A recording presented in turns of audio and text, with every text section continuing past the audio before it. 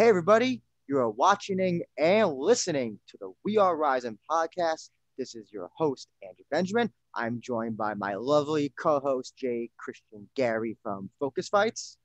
Well, I'm not lovely. I mean, I'm about as lovely as a porcupine stuck to an ass cheek. But hey, how are y'all doing? And And in the meantime, we got our guest, Mr. Black Lion's Airspace himself, Zach Shiloh. How about you? How are you doing, sir? I'm doing well. Thank you very much for having me. I appreciate it. As a matter of fact, kids, welcome to the multidimensional realm. I'm surprised that we're actually doing a collaboration episode. So, in my realm, this would be probably episode 328. So, for my listeners, welcome to another episode of the show. see, I stopped counting. Either way, ladies and gentlemen, and Andrew, I'm sorry to interrupt, even though it's kind of my thing. Mm-hmm. But either way, you can check out both of these shows on Stitcher, SoundCloud, YouTube, Apple Podcasts, Podbean, or wherever you get your favorite podcasts from, legally, of course. But still, the reason why these two forces are joined as one, at least for this episode, is because we're here to talk about the two Bloodsport events that happened over the last month or so, obviously over the last couple of weekends. And of course, Andrew, you and I, we talked about it on our own little podcast. And obviously, we went through, well, we didn't go through some of the matches. We're sorry for not doing a review, folks. I mean, not doing a preview, folks. We were just too damn busy. But still, point of the matter was, every single match that was on both of those shows was as interesting as advertised. And it was damn sure entertaining for the 90 minutes both of those shows provided. So, yeah, actually, that's a great way to start off, Christian. My first question, and Zach, I want to hear from you. What All did right. what did you think of the setup, I guess the venue that they had these Bloodsport shows in, like this Fight Club, Lucha Underground type thing? No audience, of course. What do you think of that whole thing? Woo! Oh man, I loved every single thing about it. When I first heard about it, I said, "Excuse me, they're on the actual secret location. All right, let's see where it is." And then lo and behold, I heard it's in California, but the actual look of it felt like Lucha Underground as I was watching it earlier today for a refresher. But when I first saw it, I really thought it really reminded me of the Bloodsport movies, like the actual fight underground feel of it. I said, yes, this is great. This is absolutely badass. I want to see what happens. So for me, if Brett Lauderdale and Josh Barnett ever listen to this, I have praised this on my own show, and it's well worth praising again. That is a great setup. Please, if you do Bloodsport without an audience, please go back to that. I would love it absolutely, wholehearted. I think there's one thing I can positively and say 100% is that we have seen a lot of pro wrestling not do so well with no audience, or like, I guess in the case of WWE, like I don't know, whatever the fuck it would be called, what they call it, the Superdome, Thunderdome thing. I think that Bloodsport was the most successful when it came to having no audience, because you can just work with no audience for this type of wrestling. It doesn't require all the nuances and I guess the kind of charisma that you have to get with like a Ring of Honor match or New Japan or anything like that. Would you agree with that? Right. I agree wholeheartedly. If you're not going to have any style of audience at all, I would prefer something like that. They booked it absolutely smartly, and I could not have asked for any better. And Christian, what do you think of the whole setup? In a way, I thought the whole setup was kind of parts unknownish, but when it came down to the whole execution, it's exactly what you wanted a Fight Club to be. No ropes, no interference, no crowd. Just a good old-fashioned brawl with nobody hearing you scream. Oh, At exactly. least I think. Exactly. And we're gonna start off. We're going to go start off with the main events of both shows, Bloodsport 4 and Bloodsport 5. I guess well, technically, GCW's Josh Barnett's Bloodsport 4 and 5, because the Matt Riddle one I think is supposed to be non-canon, so I've heard. Oh my God! Come on, come on. Let me tell something to Brett Lauderdale and Josh Barnett right now. They are actually listening. Come on, that is the very first episode of your actual brand. Don't disrespect it. Don't be like WWE. Please don't omit your own history because that's pissed off a lot of people. And you should know me better, Brett Lauderdale. You know that I actually hold people accountable for things that they actually do and say. Mm-hmm. So do not omit Riddle's Bloodsport from your own history. You will cause a riot, not just with me, but with other fans that were actually it since day one for the last 3 years, pal. So please, if you actually are listening to Zachary Shiloh's voice right now, do not omit Bloodsport 1, the legit number 1. We get it. Barnett, he's awesome. He's great. But at the same point in time, Riddle did exist in your company. There is visual proof. There is visual proof, Brett. And you know me 5 to 10 years now. Don't do that. I'm asking you one more time. Don't do that. All right, let's go. Oh, them's fighting words, Brett and Josh. So take heed of Zach Shiloh's of his warning. Do not ignore his. Please don't do that. I'm asking you with a please. Please don't do that. Thank you. So the main events, Bloodsport 4 and Bloodsport 5, respectively. Jeff Cobb defeated Chris Dickinson by TKO, 11 minutes, 8 seconds. And then in one of the maybe best matches of the year, in my personal opinion, made the best Bloodsport match of all time. John Moxley defeated Davey Boy Smith Jr. by knockout, 11 minutes, 51 seconds. Zach? Yes, sir. I think there's probably a lot more to talk about with Mox and Davey Boy Smith. But first, I want to hear what your thoughts on Cobb and Dickinson were. You know, we got 2 New Japan guys of 2 respective heel factions going up against each other. Might have been also the first singles match, I think, in their career. What do you think of that clash? Oh, man. The actual match, I was looking forward to it. Dickinson, I actually have spoken many years now that he is one of my top guys. And I grew up actually with him, not like we known each other completely, but I have the honor of saying that I first got to meet him in 2008 when he was really starting out in this indie promotion called Jersey All Pro. And throughout the years, he's evolved to the point where he is right now, and I couldn't be prouder. And for me, as a Dickinson fan and somebody that grew up with him, it was humbling to see him with Jeff Cobb, who has been around for an X amount of years in his own right. And the fact that Dickinson got to wrestle a former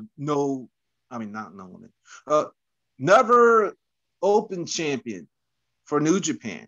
Not only that, but a former Ring of Honor TV champion and I believe Pro Wrestling Guerrilla champion. That says a lot about what Brett Lauderdale and Josh Barnett thinks of him. Mm-hmm. For every single fight that he's had, even going back to Riddle, he's faced like anybody and everybody that's been like almost an MMA legend or an actual top head in the actual wrestling industry. So the actual match itself was pretty much what I hoped for and more. Now, I was kind of shocked that Cobb got the win. I thought he would probably be a one-off and Dickinson would continue to go on and get momentum from him. But the fact that he lost, I said, oh, wow, Brett and Josh. Oh, my God, you actually gave him a loss to Cobb? I'm not saying that it was horrible by any means, again, like I said to Brett and Josh on my own show, I thought that Dickinson would get the win, but for all it's worth, they're showing that from day one, even going back to Riddle, that he's somebody that should be respected. And for that, I could not have asked for anything better than him fighting Jeff Cobb. And even in loss, Dickinson took it like a man. And I was looking forward to his next fight. Mm-hmm. Mm-hmm. Christian, your thoughts on Cobb and Dickinson? Oh, we may have lost Christian. We'll wait for him. But in the meantime, we gotta talk about the big main that happened. Oh, Christian, your thoughts on Cobb Dickinson? I thought the Cobb Dickinson match was fun to watch. Not exactly as fun as it was seeing Davey Boy Smith Jr. versus Jon Moxley, but still, it was fun to watch, especially considering the fact that obviously those two guys, Dirty Daddy Chris Dickinson and Mr. Athletic Jeff Cobb, never fought each other before. And, if the opportunity presents itself, perhaps outside of New Japan Pro Wrestling, maybe they'll get a chance to wrestle each other again. But, hell, they probably might even wrestle each other again in New Japan Pro Wrestling. But the point is, it was just fun to watch because it just meshed two different styles. Obviously, both men are powerhouses, but Cobb was more technical, Dickinson was more of a badass, but still, it just meshed two styles against each other, and it was just fun to watch. It was fun to just see these two face off against each other for the first time. Same goes for Jon Moxley versus Davey Boy Smith Jr., which was a hell of a hoss battle. Mm-hmm. But obviously a hoss battle that Moxley dominated. Oh, absolutely. Up until the end. And also, we'll talk about that. And, a literal blood sport because we did see Moxley bleed. we got to see some blood from Moxley. This was like I think overall 5 I think was the best show since the Bloodsport show that we went to, Zach, that we didn't in New Jersey for that WrestleMania weekend. In my personal I could kind of agree with that. But I think these two they get it. They got Moxley and Davey Boy Smith get what Bloodsport's about, get what shoot fighting is about, that whole thing. I thought this match was fantastic. This is definitely, if you ever listen to Voices of Wrestling, a notebook match. I definitely consider this a notebook match. What do you think of Moxley, Davey Boy Smith, Zach? Oh, Moxley versus Davey Boy Smith. Kids out there, if you are my listeners, please watch this. I've asked you this on my own show. Please support Bloodsport.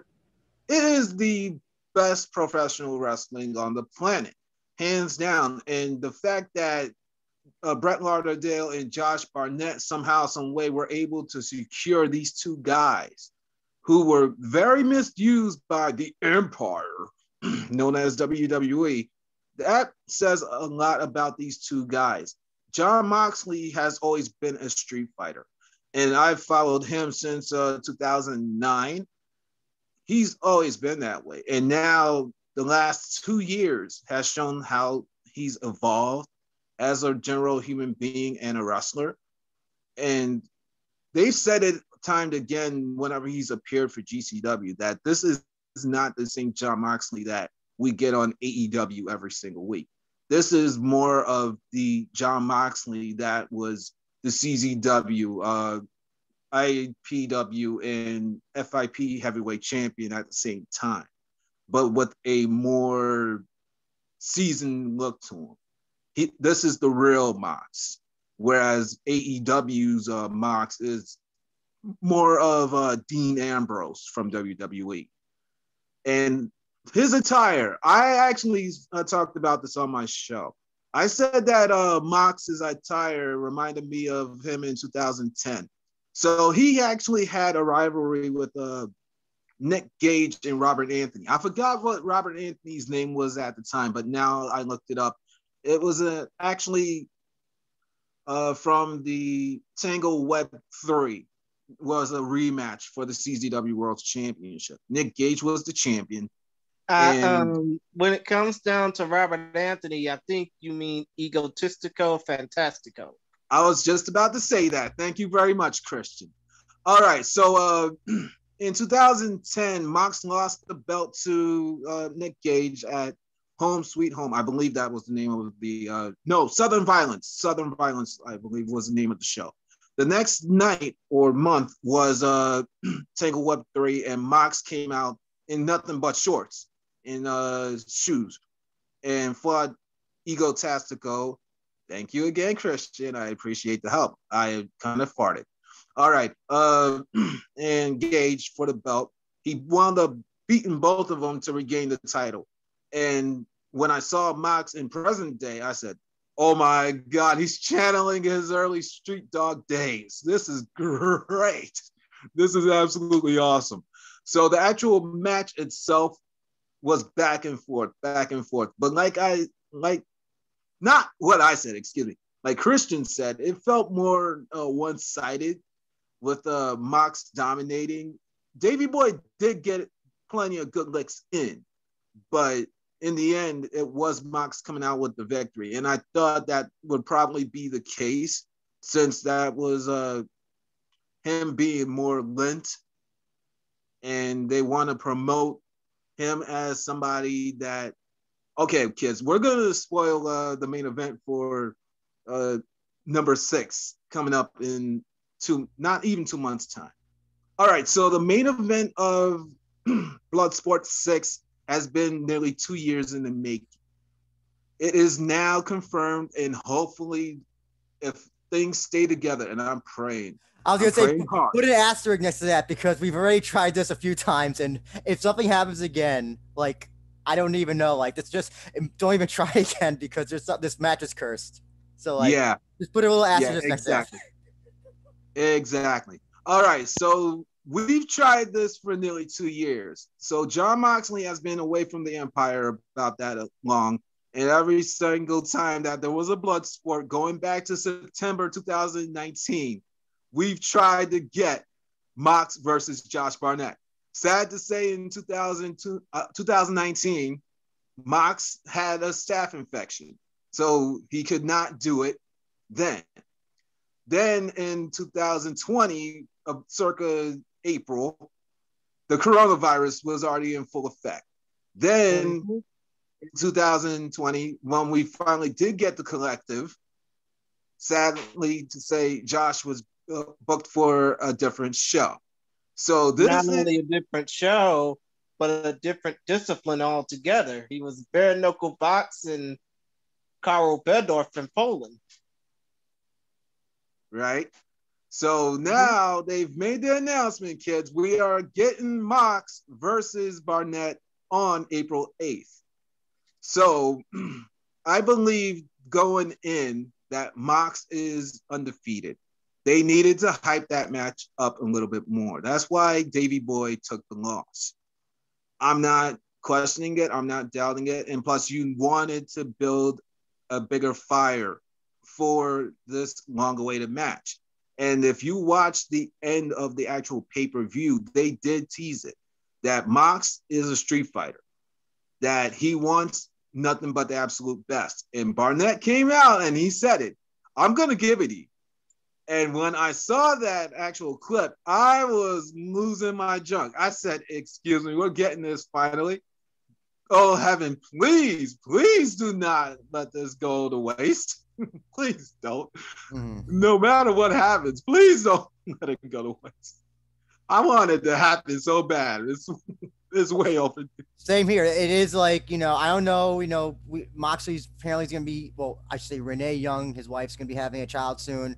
And so, like, it sounds like he's kind of doing, like, all these big matches, big dangerous matches, kind of like preceding, like, some sort of, like, sabbatical or something before, like, basically what Andrew is saying is John wants to get all the crazy shit out the way before he becomes a dad. Yeah.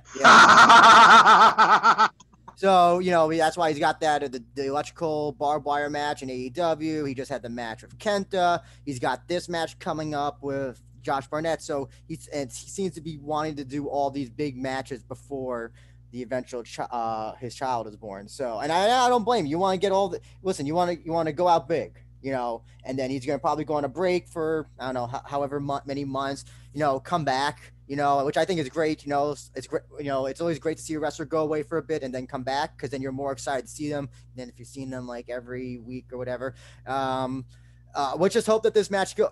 I don't know. Like I'm worried because in MMA circles, this was almost like the Khabib Tony Ferguson match, which has been tried to be booked since 2012, and is now basically a dead match because of Khabib retiring and Tony going on a loss. But let's hope. I hope there's no like hurricane in April in Florida. I hope there's nothing like the building collapse. There's not gonna be any hurricanes in April, dude. All I'm just hoping for is that Florida don't turn into fucking super spreader central. I hope not. That's what he means. Yeah, that's what he means. Or like there's like there's some like some force of God that prevents this match happening. Or God forbid the match is about to happen and like I don't know, Josh Barnett twists his knee or something like coming into the ring and like tears his ACL and like the match can't happen for whatever reason. I'm just worried. Ditto for John Moxley. Same thing. Yeah, I just hope that like I really want to see this match. I'm with you, Zach. This match is years in the making. I hope it finally happens. And actually, before we move on to the next match, Zach, I want to ask, what do you think about the promotion of this by releasing all the matches for Night 4, Bloodsport 4, but none of the matches for 5 until after this show had happened? I think it was smart booking. You didn't want to kind of spoil what was going to happen. So there was other matches on this show, kids. Kind of like, what's this sweetheart's name? Nolan Edwards versus Kalajak. Unbeknownst to us, we had no clue that he would be facing somebody that was in the semi-main event in number 5. I had no clue. Like I said, I've spoken to Brett Lauderdale several times throughout the years, but he didn't tell me anything about these cards at all. And I am a former sponsor of GCW. For their what's this crazy thing called? Fight Forever. But Brett, even in negotiations with me for what I wanted to sponsor, he never even said that there would be Bloodsport 4 and 5, let alone 6, all happening between this month and the actual Mania weekend. So for me, that was very, very smart booking. And Brett, if you truly are listening to this, pal, this is me actually giving you kudos, not giving you hell. This is absolute kudos. Oh, man. So, kids, on this show, Nolan faced Kalajak, meaning number 4. He would go on to face Calvin Tankman on number 5. Those matches solidified the kids should be there, but I was saying this on my own show that number 4, oh my God, it channeled Jersey All Pro, the early days of Jersey All Pro, where the Hit Squad, Steve Monster Mac, and Dan Moff were beating the snot out of little kids who were coming up, and they would throw them into walls. When poor little Edwards, I'm getting him confused with the voice actor by the name of Nolan North, who's actually done the voices of Deadpool and Superman, respectively. All right, so Edwards gets thrown into a wall. And I said, you're channeling the Hit Squad right now. But why is Steve Mack not on this show? Why he's not on this show? Probably because he would be too damn dangerous, even for Bloodsport. That's a high possibility. But I've actually advocated for this. Though. Nolan Edwards got knocked the fuck out when he got tossed into that brick wall. Yeah, when I actually watched it earlier today, I was laughing very hard. I said, "Oh no, this is horrible. This is horrible. You literally threw this kid into the wall." And then I had to channel my inner Cartman from South Park. You killed Kenny, you bastards! You killed Kenny. Except that this Kenny got back up like he was Jesus Christ. I mean, if anything, like New York-based Haitian, like New York-based Haitian YouTuber Chisel Adonis would say, Nolan Edwards wasn't dead, but in a way, he was still getting fucked. Poor Nolan. What's that? You know, since we already we're already on topic, let's just talk about those. Yeah, like you said, Calvin Tankman and Kyle Jack both knocked out TKO'd Nolan Edwards. I know that Nolan Edwards is he considered a prospect on the pro wrestling scene, Zach? Is that kind of where he is right now? Because I know he's very young. He's like 22 or something.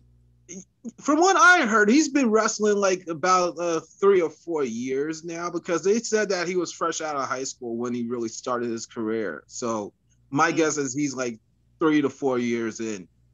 So when I heard this, I said, "Oh wow!" I said this on my own show. I said, "Oh my God, he's fresh out of high school. He's only like 18 or 19. God bless him. He must have done something to really impress Brett and Josh to get on this show." But then I watched it earlier today, and I said, "He's only 22. Okay." Isn't it also funny how he fights the two biggest men on both nights? Calvin Tankman, well, probably the widest guy, and then Kyle Jack, the tallest guy. And he gets there had to be a reason for that. It's not. Listen, they could have had him against Alex Coughlin or whoever, but they said put him Kyle Jack and Calvin Tankman, and he proceeds to get his ass beat by both, like almost no offense. So this, I don't know. What do you think was the reasoning behind just putting him? Was it just because of the size discrepancy, kind of like a big guy, small guy type thing? You think that was why they did that? I think that maybe they were trying to actually build this guy up as somebody that would take on all comers, no matter what size. Like when he fought Tankman, he tried to actually go for a German suplex to the outside. And I thought, oh my God, you're trying to actually show how badass he is right now after knocking him the fuck out the week earlier. Come on, Brett and Josh. That is crazy. Nobody's gonna take that seriously. I mean, maybe they were probably thinking that this man was a young Joe Doring, and somebody said, "Come on, motherfucker, show me power." But I saw him kind of like I don't know how familiar you are with the ECW, but there was a gentleman. I'm pretty sure Andrew is. Mm-hmm. Mm-hmm. Yeah, Andy's very familiar. I saw him nod his head. All right, so there's this gentleman whose name is Mikey Whipwreck. Whipwreck. I thought that. See, I'm so sorry to interrupt, Zach, but I was watching. That's okay. I was thinking like Nolan Edward reminds me of a Mikey Whipwreck. Better wrestler though. Here's the thing: Mikey Whipwreck was never the best wrestler, and probably by his own admission. But the fact was that he was just a naturally small baby face type guy. I see that in Nolan Edward. I very much see that in Nolan Edward. Better wrestler though. Nolan Edward, I mean. But yeah, I said the exact same thing. I'm watching him like this guy reminds me of Mikey Whipwreck, where if he gets his ass kicked, you just get behind him. Sorry, go ahead, finish your thoughts. Yeah, exactly. So I was looking at these two matches back to back, and I said, they're trying to tell a story with this guy. And it sounds like to me that to some degrees or another, he's going to be Bloodsport's version of Mikey Whipwreck, where he's getting his little behind kick every single match that he has. But in the end, people will respect him because he's overcome all these obstacles and rose up from the ashes. So, come to think of it in a way, I would probably see Nolan Edwards as like this generation's Colin Delaney. If you remember, that's another good comparison. Yeah, I can see that. Because if y'all remember when WWE had their own little version of ECW, it sucked, by the way. Yeah, don't even get me fucking started. But when they had their own little version, when the Big Fat and Stanford had their own little version of ECW, they had this guy named Colin Delaney, who obviously is now an independent wrestling darling. But when he was in the WWE, he would just take loss after loss after loss until he beat up Umaga's former manager, Armando Armando Alejandro. Estrada. Yeah, Armando Alejandro Estrada. And then that led to a little feud between those two. But still, I think that Nolan Edwards, in a way, is like Colin Delaney because he'll just keep taking that ass whooping, but he'll keep fighting, keep climbing up the ranks, Mm-hmm. So is it unanimous that bring back Nolan Edwards for another Bloodsport show? Oh, Yes. I've advocated for this on my own show that if he was to come back, say in April, he should be facing one Alex Coughlin. Hey, That should either be him, his match. either him or Ren Narita. Oh, that could be another good one if we actually can get Ren. Yeah. I wouldn't be surprised if they did. Oh, that's a great, yeah. I mean, but in terms of both matches, college, these two respective matches, I don't know. It's very hard to say whether they're good or not. I think because I think they were more showcase matches rather than a match that was supposed to be like judged on an artistic way, if that makes sense. It felt like more like this has a future point to it, if that makes sense. That makes absolute sense to me. Like I didn't expect him to win at all. No.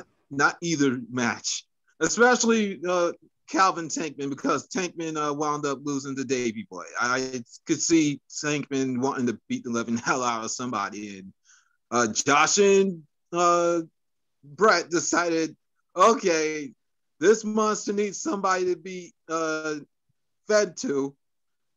Little Nolan is the choice, so or no. Mm-hmm. Actually, since we're on topic, let's talk about the respective co-main events of 4 and 5. The co-main event of 4, like you said, Davey Boy Smith Jr. defeated Calvin Tankman 4:30, and then Jeff Cobb on number 5 defeating Tom Waller, Filthy Tom Waller 7:33. It's actually funny. I thought that Davey Boy and Calvin would have fought in MLW by now, but apparently they've never have fought in MLW. No, they didn't. Obviously, Davey Boy and Tom Lawler wrestled each other in MLW. Oh yes. But it's just funny that the two never have. And yeah, it's Zach.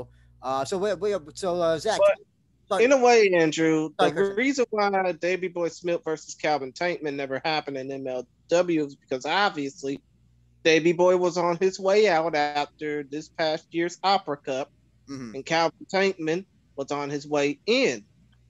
Obviously, I interviewed him before that, and he was really excited about joining MLW, but I didn't know that, he would eventually move on to greater heights without facing somebody like Davey Boy Smith Jr. Hopefully, and this is an early prediction.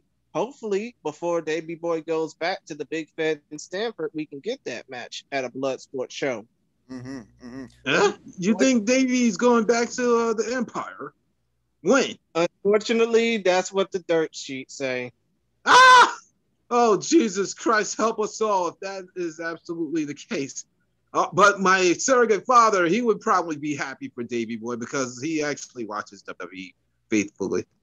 So if Davey Boy is truly going back to the Big Fed, God bless him for what he did do for us. And I couldn't have asked for any better, but I wish him the best. And WWE, if you're ever listening to this, do not screw Davey Boy. Exactly, especially considering the fact that this is the same. I mean, this is a different Davey Boy Smith Jr. than what we've seen 10 years ago. This man has evolved in catch wrestling, has evolved in MMA training. This dude has, I'm sure, Andrew, you can vouch for this because I sent you the damn footage. He wants to be a professional wrestling match in a fucking MMA cage. Yeah, that was a very interesting That was a very I'll say a very interesting way to show to do a pro wrestling match. I'll say that. Yeah, but still, point of the matter is, Davey Boy Smith has evolved a hell of a lot since his days in the Big Fed in Stanford the first time. I Mhm. just hope that they, I just hope that the WWE, if they do get him back, utilizes the best of his talents, because if not, and he ends up feeling complacent and disrespected, that's gonna be one fuck up that'll probably bite them in the ass for the longest amount of time. Mm-hmm. So Absolutely. Zach, what do you think of these respective co-main events? Cobb, Lawler, and Davey Boy and Calvin Tankman. Okay, let's address this Tom Lawler business right here, right now. Mhm. He's got one of the funniest entrances in all of pro wrestling. I'm sorry, Filthy Tom, if you're ever listening to this, but the fact that this dude comes out to stand tall by New Kids on the Block makes me I laugh thought it every was single called time. Hanging Tough by New New Kids on Kids the on the Block. Block. Mm-hmm. Either which way, he's coming out the New Kids on the Block and he's doing the gangsta hippie thing. I'm laughing my behind off every single time. I'm sorry, Filthy Tom, but I love you to pieces. You're a great fighter. But please come out to something else. Please come out to It's something so else. funny. But It's a juxtaposition because you see, if you watch New Japan Strong, he's a serious, leader of the filthy faction, and he, what? He's in New Japan. New Japan Strong, yeah, he's a leader of the filthy faction, and yeah, he's all serious, he's all business, and then here's the funny thing, he still wrestles in the I guess what do you call it, Daisy Dukes or whatever, Daisy Dukes. yeah, Daisy Dukes, he's kind of the new on the block. So it's a very, it's and remember for a while he was doing the parody UFC sponsors thing like OnlyFans or whatever the erection the ED cream thing or something. So Yeah, the PED cream that he got banned from the UFC for. yeah. So I think he he's also had Pampers on his ass too. so yeah, he's still doing. He's still even though like it's I don't know. I think it's gotta be deliberate that he does this whole jokey. Oh, I'm gonna come out to a really dumb. Well, I shouldn't say dumb, but a pop song, and I'm gonna wear the Daisy Duke, and then when the bell rings, it's like all seriousness. I think that's gotta be a deliberate. That's gotta be deliberate on his choice at this point. Yes, it is. Yes, it is. Well, You don't I call mean, yourself Filthy come. Tom for no reason. Mm-hmm. You I don't mean, call yeah, it's yourself Filthy. like you said, when you call yourself Filthy Tom, you do some strange shit. But he's doing all this now in a way because he knows that when he goes to the PFL later this year, perhaps within the next 90 days, it's going to be all business. Oh yeah, he's like the busiest man in pro wrestling and in MMA now. He's doing the pro wrestling like everywhere. And then yeah, he's got the PFL tournament coming up, so he might be booked for an entire year to fight in MMA, which means that he may not be able to do any more pro wrestling unless he loses the that tournament. So it's a very he's a busy man, and still he's still at a actually here's another thing as well I would like to point out. I love that they had these pre-match video vignettes. Giving bios on the fighters and then their tail the tapes, where they train or what faction they're with, height, weight, all that good shit. I thought that was really, really cool that they did, and it was for every fighter.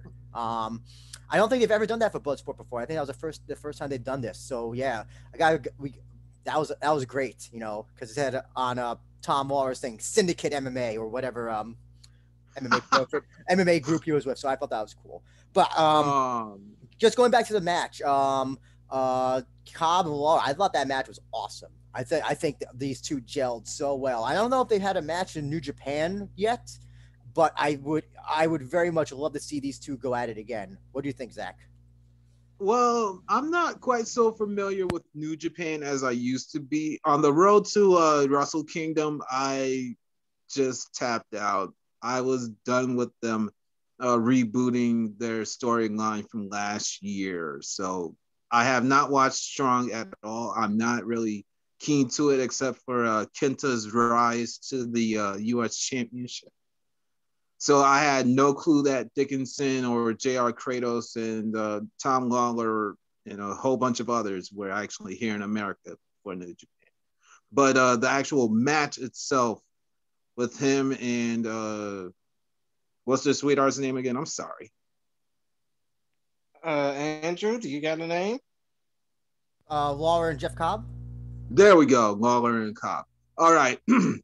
So the actual match itself, I loved it. It was truly back and forth. They made Jeff Cobb look like the monster that he's always been. Now, I thought that Cobb overall in GCW was possibly just a lint. And I thought he would probably just come in, put the guys over, and that would be the end of that. But the fact that he's won practically almost all of his matches thus far, I think he's not just on borrow. He's like there to help build the brand overall. Oh yeah. So the actual match, I really thought that Cobb, if he was gonna win, he probably would have not got like a submission win. But I'm shocked. I am really shocked because he's more known to be a powerhouse than an actual submission style fighter. Whereas Filthy Tom, he's more known as not a powerhouse. He's the submission style fighter. So it's a very interesting reverse of dynamics. So I would recommend that to any and everybody that would be within our voices right now. Please check it out because it was truly something to behold. And Christian, what do you think of Cobb and Lawler? Christian, wake up. Oh, fuck. My apologies. I'm kind of dozing off a bit, but still, what was my apologies about Lawler versus Cobb? Yes. It was a hard-hitting battle, plain and simple. And I just I want to say that quickly about Davey Boy Smith and Calvin Tankman. I think that Calvin Tankman is a very if presuming if Davey Boy Smith Jr. Goes to the Empire, I would say you can maybe put Calvin Tankman as the big guy, as one of the big guys of Bloodsport going forward. Yes, I've been saying that since October. I've not really watched any of Tankman's stuff until he arrived in Bloodsport. I wound up finding him on For the Culture and some of these other stuff that happened in October, then followed him a smidge after, and I always been attracted. Now, whenever I hear the song Hail Mary by Tupac, I always think of him. And when he actually came out to that song again to fight little Nolan Edwards, I thought, oh, you're dead. You are dead. You are not winning this match because the Tank Man is on the way to kill your ass right now. Oh, man. Exactly. I mean, just to think, we've gone from being scared of Tupac's Hail Mary to actually being excited after hearing Tupac's Hail Mary just because of the fact that Calvin Tankman, ever since the For the Culture show, has really came into his own as being one of the top names in professional wrestling, especially among the African American community, which of course, Zachary, you and I both know that. Right on. But still, the point of the matter is, Calvin Tankman has also become a beast, so much so that MLW got him when they, basically when they realized he was a hot commodity, because who the hell would have wanted to see him in Impact or AEW or even, unfortunately, the Big Fat in Stanford? If he ever went to the Empire, I would probably be in awe that they want him. If he had to go to a non-New Japan or Ring of Honor style company, I would say, oh God, it makes me absolutely laugh to say these words. Go to Impact. Make him the X Division champion.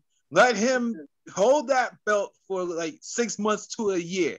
Legit. If Impact is listening to Zachary Shiloh's voice right now, make him your X Division champion. Let him build that division. Legit. then give him a shot at the World Heavyweight Championship and let him go on with it.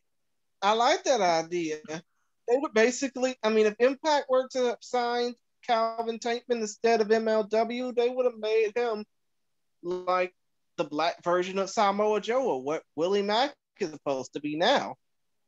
Then damn sure it would be worth it. And they would get my eyes to go back to start watching their product even more. Now, let's address Tankman and GCW. So far, they've made him look like a monster. I love it. Absolutely.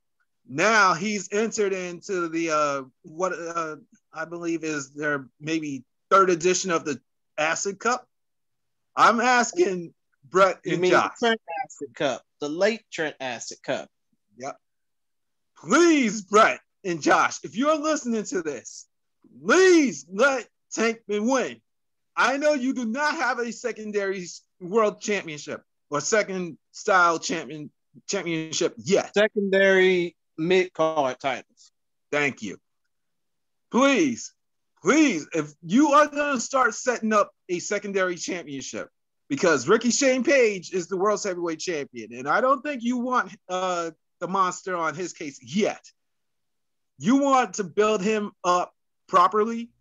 Please let him win the Acid Cup next month in April. Please let him win it and build him up from that point forward strongly. And this goes beyond just what's this thing called? The Acid Cup. This is beyond Bloodsport. You need a viable, a serious threat to Shane that's not named Nick motherfucking Gage. You need a legit threat, and one that's non-Caucasian. And we'll touch upon a certain non-Caucasian match that the Empire has actually announced. I will get to my thoughts on that when this review is all said and done, because I'm going to make an emphasis for something else regarding that. So actually, what else continue? GCW. Oh, sorry, Zach, you want to continue? I'll get to that after we're done. Oh, okay, reviewing gotcha. this. Actually, no problem. So let us continue with next match on Bloodsport 4 and 5. On 4, Tom Waller defeated Simon Grimm by TKO 7-18. I think this is the third match that these two have had in some capacity. And Simon Grimm has lost every match that they've had. Number 5, Chris Dickinson defeated JR Kratos 647. The two members of the Filthy faction. So we had two members of the faction going up against each other. So Zach, tell me what you thought of these two respective matches: Dickinson versus Kratos and Lawler versus Simon Grimm. Like I said, with Chris Dickinson's rise since number 1, the legit number 1 in Bloodsport history, they have given him practically everybody that I thought he should be facing, from actual MMA legends to actual top names in the industry that's not wrestling for the Empire or Ring of Honor or even New Japan. JR Kratos, kids, is an NWA Tag Team Champion, right? So the win over him, for me, shows that Dickinson should be in a title contention anyway, especially in the NWA right now. All he needs is the right partner. So I don't know what's going on with him and Jaka from the Doom Patrol, who were also members of Team Pazuzu with Pinky Sanchez and the now Proud and Powerful, or former LAX/EY FBO. But that win, and they kept on bringing this up, that somewhat they are in bed with other companies, especially New Japan. Dickinson now needs to be a contender to some form of championship. I will say that again.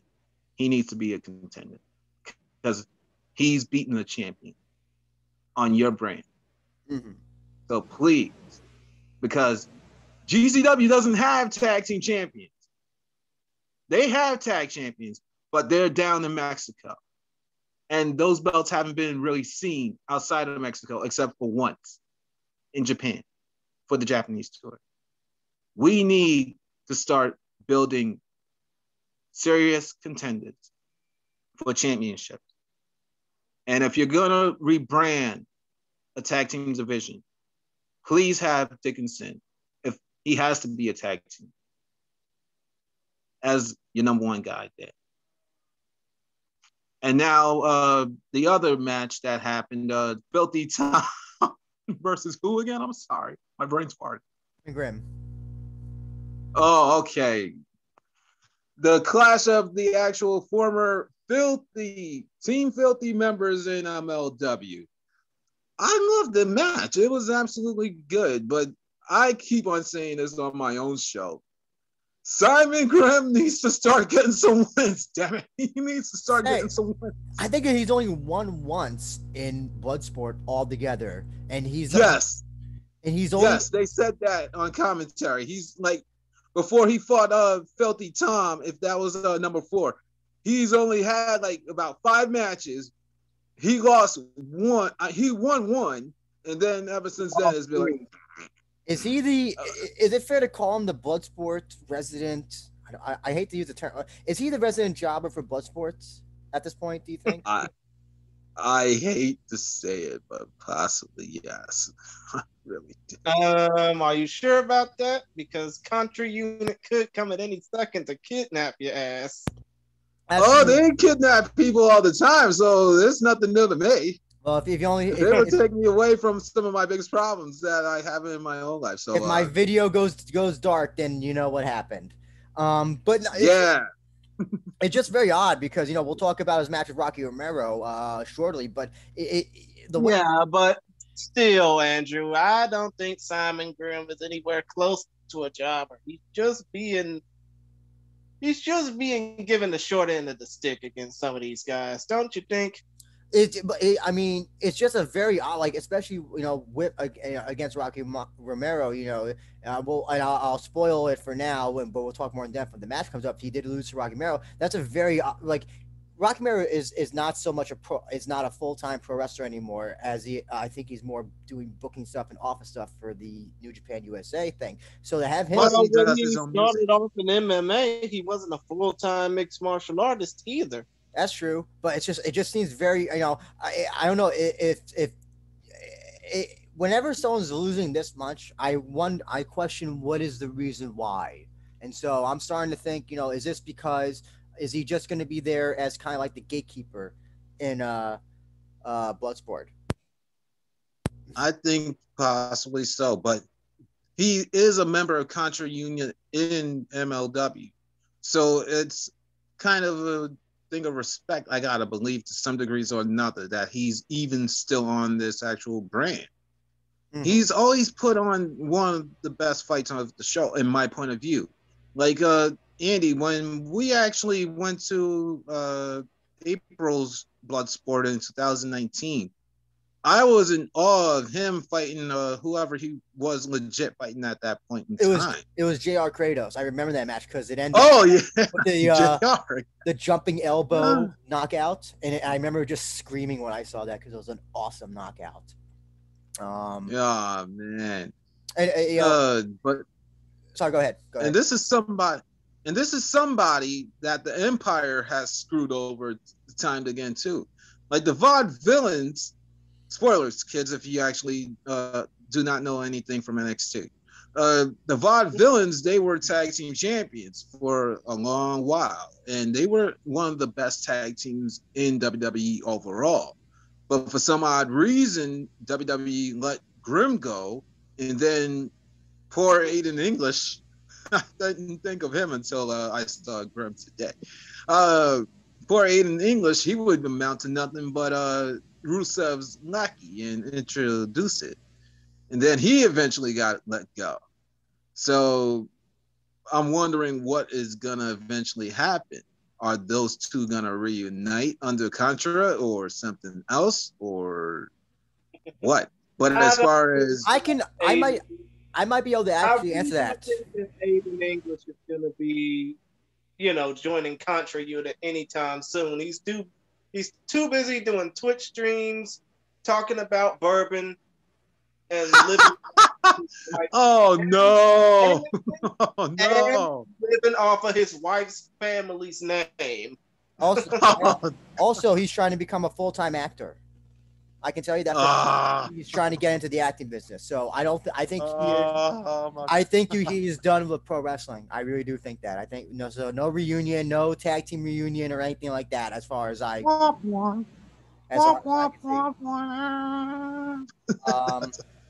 But But anyways, back to actual match itself. Uh, he did the best that he could, and I questioned the booking decision to have him lose, but as long as he looks strong, that's what matters to me. And I couldn't ask for anything better. And I think we can all agree that like Jr. Kratos is maybe one of the assets of Bloodsport. The match with Chris Dickinson was awesome, and I think Jr. Kratos he's a great pro wrestler and he's a great shoot fighting style pro wrestler. Oh yes, I agree wholeheartedly. I never questioned Jr. Kratos at all. Like he's absolutely a monster. I think I think my surrogate dad thought he was kind of like a Batista, but in a better form. And I looked at him and I said, I don't see the Batista in him quite so much. I see him more as himself. He's doing what he's got to do against the likes of the Dickinsons, the Grimms, and whoever else. Even the Davey boys. He's done the best he could with them. And he's always came out looking like $1 million, regardless of if he won or lost. So I could see Jr. Kratos being somebody to build around that brand for the next years to come. Completely.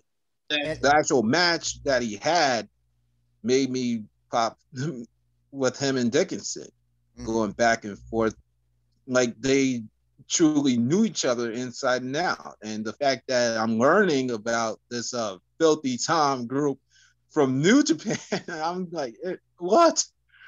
He's leading these two monsters? This is great stuff. Now they just need to actually get together as a tag team for those tag team championships. But only God knows when the Gorillas of Destiny will put them up, if they truly do. Christian, your thoughts on these two matches, especially as you know you're an MLW fan.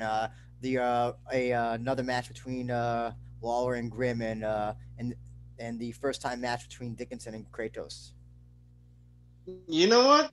I really think that considering that Simon Grimm is on a bit of a losing streak against Tom Lawler, that he would have had the upper hand, but again, Lawler was just too much for him.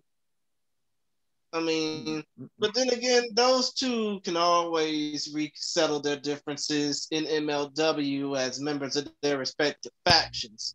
Obviously, Lawler being the leader of Team Filthy up until he leaves for the PFL, and Grimm being a part of Contra Unit for who knows how long, we don't know.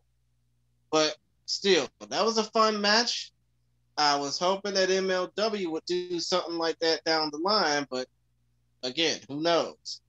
As for the Dickinson Kratos match, were they competing against each other? Yep, they were. Yep. Oh yeah, that was hard hitting to the fullest. I mean, seriously, that was hard hitting to the fullest. Those two were just going at it like. I mean, I know y'all probably don't remember Oliver McCall, but they were going at it like a Yeah, I remember him. Oh yeah, when he was crying in the ring against Lennox Lewis. I just had to bring that up. But the point I'm trying to make is Kratos and Dickinson went at it like two atomic bulls in a china shop. Oh yeah, they both get it. They both get what Bloodsport's about, what to do, and all that great stuff. It's you know they really I will never forget the first. Hold on, fellas. I gotta go to the side for a minute. No. Keep going. Yeah, I was gonna say that when first I saw Kratos at the Bloodsport show that was at WrestleMania weekend in New Jersey a few years ago, and he had the match with Simon Grimm. This guy, he rarely ever wrestled on the East Coast. He was a West Coast guy, and knew nothing I mean, about. we talked to him, didn't we? Yeah, we did, and he was really excited about his Bloodsport debut, and he was, I just expected an immobile big man to wrestle, and he was gonna get tired and all that stuff, but no, he's really has shown like, and especially since then, he's wrestled in All Japan, now he wrestles in New Japan. He's shown that he's not just a big guy, a generic big guy wrestler. He is truly a great wrestler who is good at all facets of professional wrestling. And yeah, I'm really glad to see that he's getting much success. Unfortunately, he lost this match, but we'll be talking about the next match that he had, which he did win. But he's, in terms of like just getting more bookings and more opportunities to showcase who he is. I think it's, I'm glad that he's one of the most successful post Bloodsport guys to get a lot of work. And now with Zach returning, will go on to the next match. Like I said, JR Kratos on Bloodsport 4 defeated Alex Coughlin by TKO 7-19. And then, as we briefly mentioned before, Bloodsport 5, Rocky Romero defeated Simon Grimm 10-24 by submission. So, interesting. We kind of have a New Japan by proxy with three of these wrestlers. Let's talk about the first match. We saw JR Kratos and Alex Coughlin. What do you think of this match, Zach? Oh, JR Kratos versus Alex Coughlin. Oh man, that was a good match. I thought that Coughlin did put up his best against JR. I didn't think he was gonna win at all because he's still a New Japan Lion, and by pro wrestling standards, New Japan Lions, they do not win unless they beat each other. Mm-hmm. So this is to build him up more so than to actually lose. So, and I heard that Coughlin was also coming off of injury. So yep, we spoke to him, and he didn't wrestle for almost the entire year of last year because he injured his neck. This was his first match actually back from injury. Yeah, I heard about that, and I said, oh, this is going to be quite a test for him to go against JR Kratos. But also, it's kind of like what I said with Chris Dickinson, that this is a big deal, that the New Japan Lion is getting to face an NWA Tag Team Champion right now. So I'm believing that Coughlin, in the eyes of Brett and Josh, can kind of come up kind of like Chris Dickinson, where he would actually get to face the big names and build his status and his rep over time, where Chris Dickinson did. So I thought it was an absolute barn burner to go like back and forth to the best of his ability and then lose the way he did. So props to Alex on his return. All right, so we had Simon Grimm versus who again? Rocky Romero, sorry. Okay, versus Rocky Romero. Poor Simon Grimm. I said this on my show. Poor Simon Grimm. He needs to start getting some wins. Legit. I thought Rocky, like several others, was a lend, but I don't know. And that's one thing about GCW that Brett and Josh always pull and makes me want to buy their shows. That I do not know what way that they're going to book at all. Whereas with the Empire, you can almost know from practically what match you watch who would win automatically. Like say, for example, Randy Orton was to face Otis. Who would win? In the top of your head, right away. You would think Randy Orton. Lo and behold, Orton would get the win. Randomly, would the reverse happen? But in Bloodsport, you cannot tell who's going to win. And that's one thing that's always attractive. Going back to Riddle and picked up when Josh took it over. So to Brett and Josh, I will keep on saying it forever. Thank you for doing that, because I like mystery to my pro wrestling, especially when it comes to these big time shows that are coming up. Yeah, I'll definitely say that I did not expect Rocky Romero to win. I thought Simon Grimm was going to get a win. Considering he lost the day before, and also because it's Rocky Romero. I thought it was I will say this: Rocky Romero certainly, I think he did well on the Bloodsport guys. He's a former MMA fighter. And all that. So I thought he actually did pretty well. The one thing I'm not happy he came out in like his pro wrestling attire. Yeah, like the shiny pants and all that shit. He should come out with something a little bit more less colorful, in my personal opinion. Something. That's just my personal opinion. J.R. Kratos and Alex Coughlin. Yeah. Alex Coughlin, I didn't think was gonna win, but it's more about seeing what they can do. And especially, here's the thing as well. We don't really see a lot of young lions outside New Japan. They kind of wrestle the same matches and do the same basic moves. But it was cool to see Alex Coughlin outside in a different environment and actually putting on a different type of match. A lot of these, I wonder if New Japan is being a little more open now because you can't do a lot of traveling, so you can't do the whole excursion thing in Mexico or England or whatever. So if they're allowing their young lions to get more bookings, I'm all for that. Yeah, I'd love to see them under different environments, different match rule sets, and all that stuff. Yeah. Christian, what do you think of these two matches? Wake up, hon. Wake up. Oh no, Christian fell asleep. Oh shit. But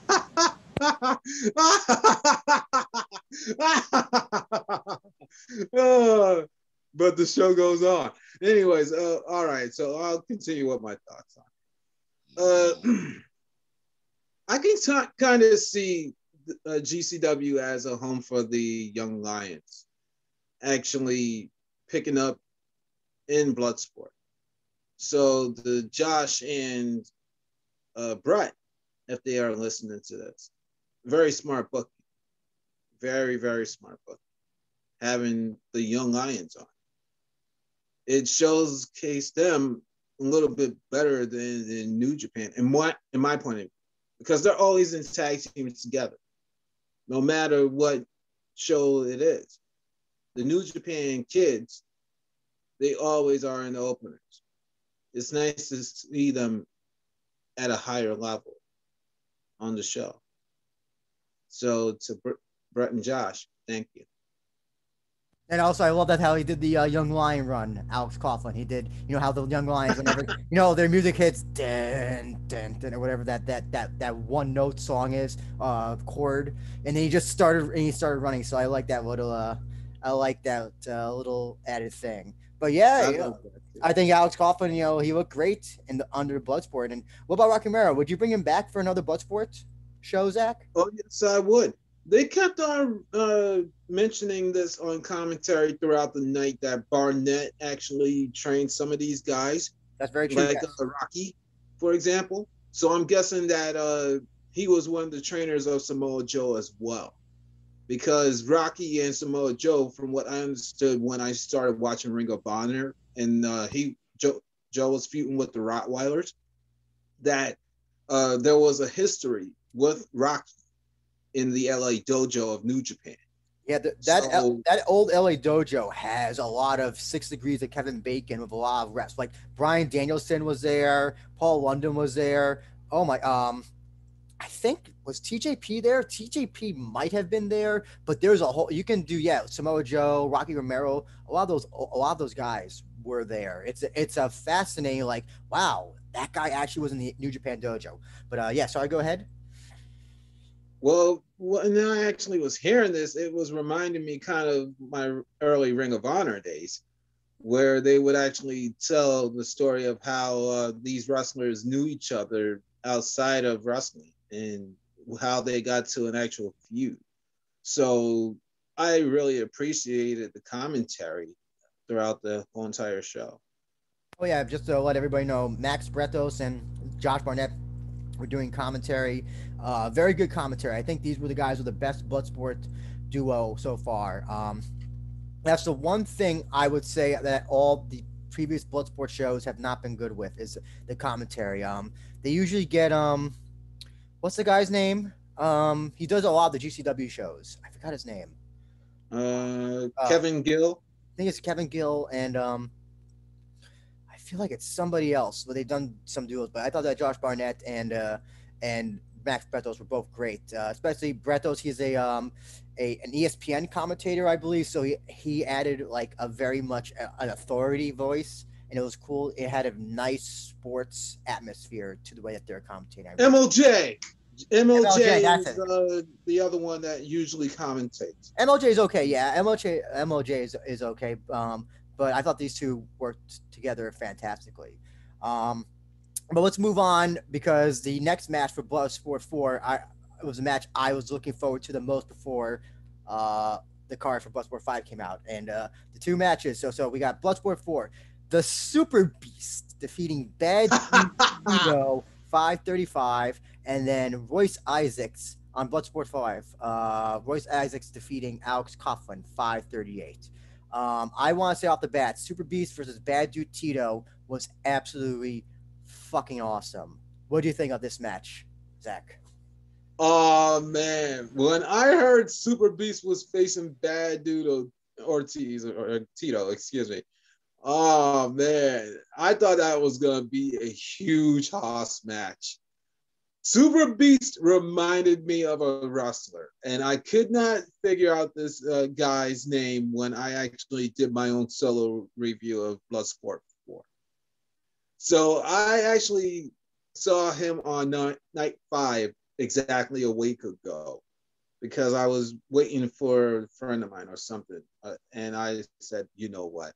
I'm going to take time to actually research this. And an actual name was hitting me in my head over and over again. Christian Faith. And I thought it was a different tag team by name, but it was a tag team by Faith and Nothing. And I said, oh, okay. And one of their members happened to be Christian Faith. And he looked almost exactly like Superbeast. And I didn't say who he is presently, but Christian Faith, kids, he's on the GCW roster in a very prominent role. I'm not going to say who he is presently, but let's just make it known that he is very, very high on the roster. And I think we talked about him very much. We ain't saying no names out of respect to Brett Lauderdale and Josh Barnett right now. But the actual match between him and Bad Dude, I couldn't have asked for any better. It was just like strike after strike after strike after strike until Superbeast got the win. And then we move on to Coughlin versus Isaacs. Woof, woof. This guy, Coughlin, he's got an attitude to him. Now, he should be shown this in New Japan. I don't know what faction he would go great with if he has to have a faction home, but I say that he's going to be a staple in Bloodsport to come. I don't know how long he's going to be there, legit, but he's truly shown that he can handle the work that needs to be done. So I want to ask you this comparison that a friend of mine made with Alex Coughlin. He says that Alex Coughlin reminds him of Dynamite Kid. Ooh, that's high praise. That is very high praise. I would say that Alex Coughlin, to me, is kind of like a Davey Richards.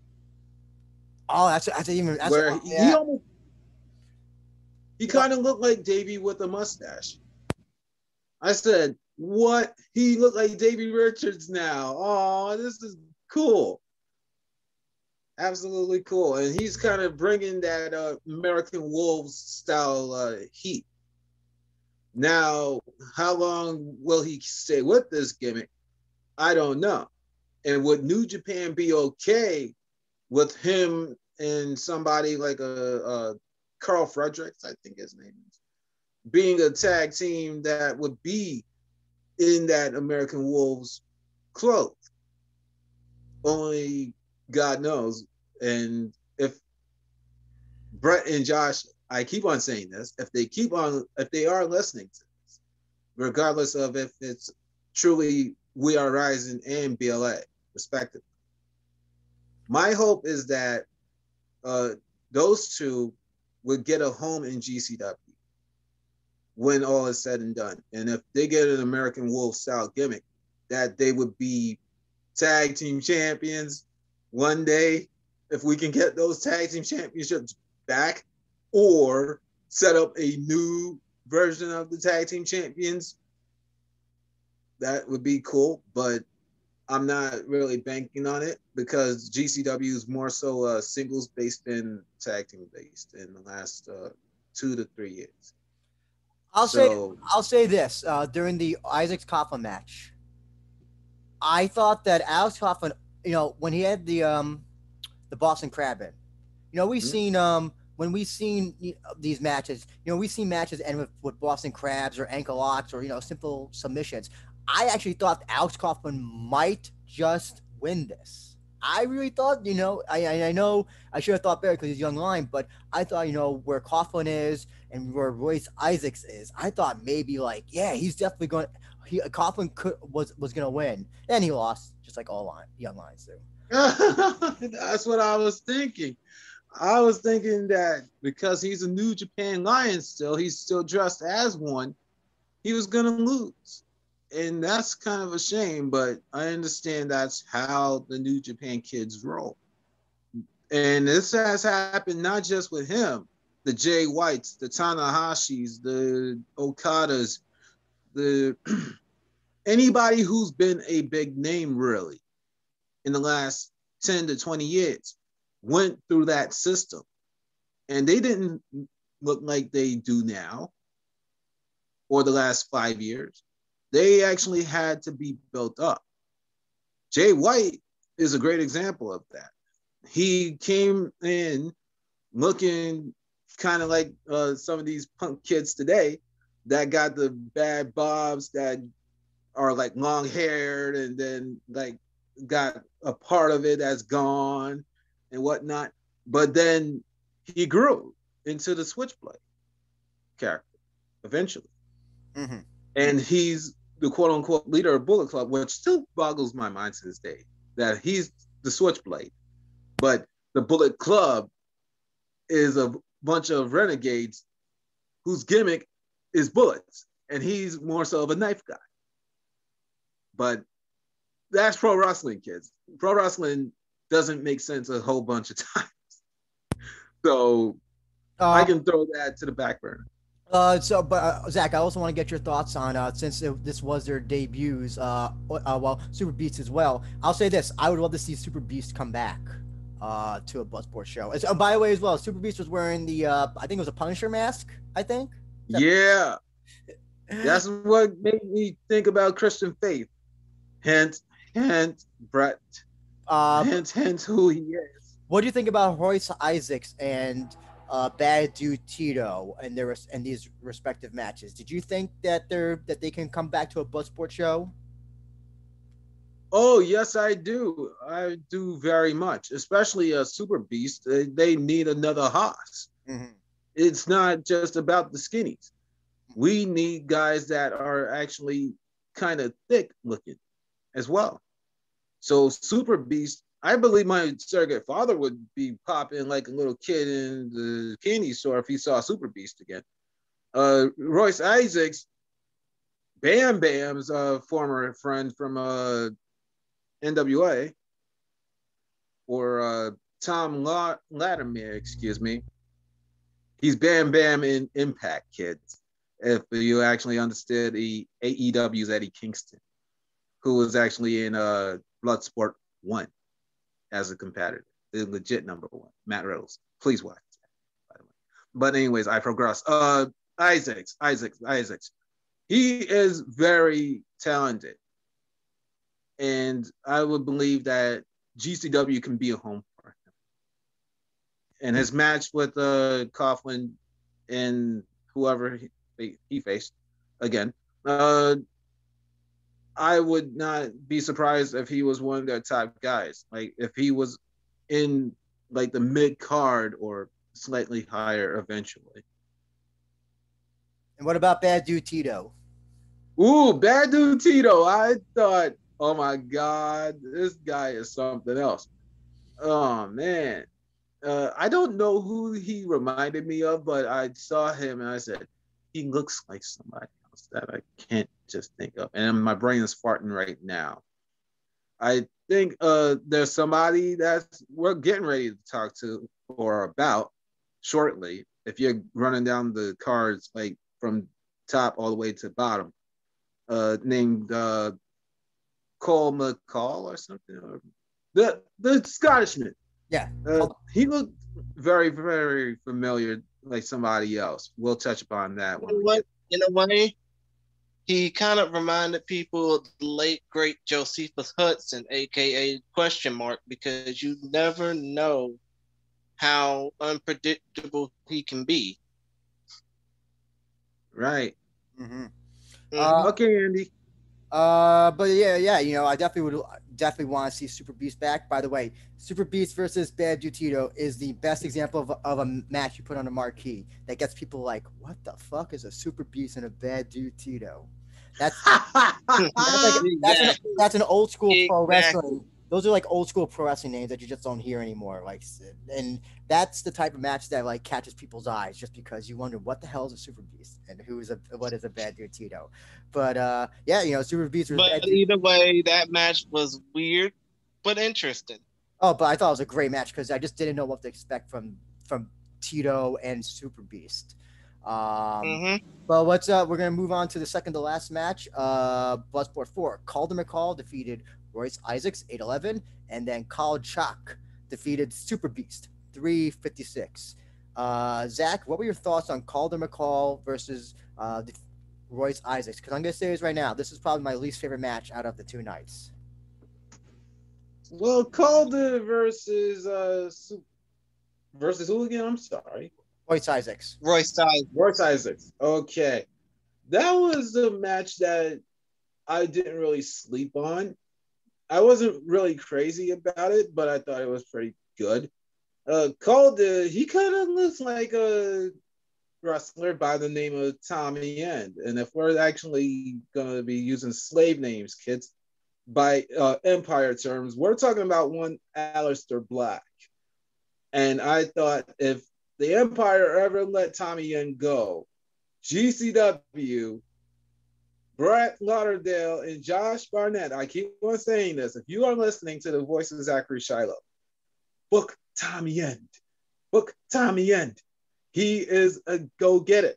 He can actually attract people. I believe that.